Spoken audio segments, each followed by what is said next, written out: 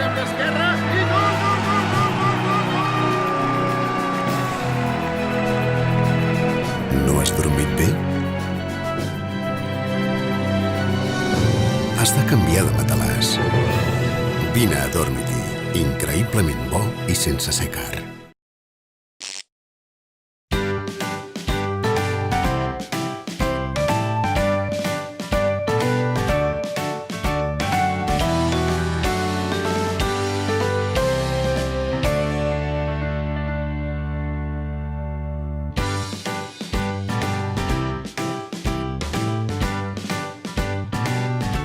Avui parlem de quelcom especialment incòmode pel nostre descans i pel descans dels altres, els roncs. El primer que cal esbrinar és el motiu. Per què ronquem? Pot ser un problema relacionat amb les vies respiratòries, amb la manera de com descansem o per la falta d'hàbits saludables. Sabíeu que la meitat de la gent que té apnea del son és obesa? Si teniu quilos de més, hauria de menjar més saludablement. L'alcohol i el tabac també afecten una bona respiració.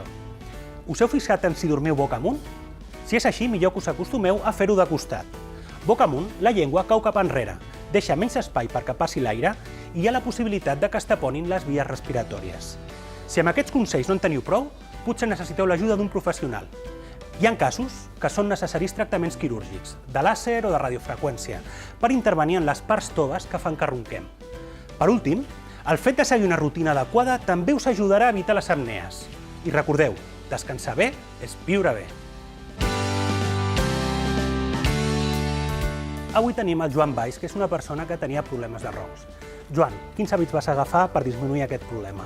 Bé, vaig agafar hàbits seguint les indicacions del metge, que vaig anar al doctor i em va recomanar sobretot que primer de tot fes els sopars lleugers, que deixés de fumar, que vigilés el pes i aleshores al dormir que fes diferents postures, que provés d'un costat, de l'altre. Evitar penjar en l'aire, potser, també. Sí, llavors què va passar? Que durant un temps semblava que tenia una certa millora, però em vaig donar compte que la cosa ja per aquí no anava bé i vaig tornar a buscar un especialista perquè determinés a veure quin era el grau que jo tenia per solucionar el problema. Finalment, potser era una miqueta d'apnea, no?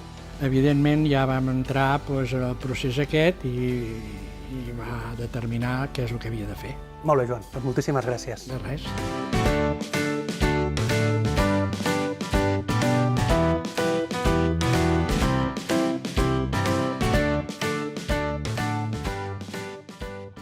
I l'altra banda, centre amb l'esquerra i gol, gol, gol, gol, gol, gol! No has dormit bé? Has de canviar de matalàs. Vine a Dormity, increïblement bo i sense ser car.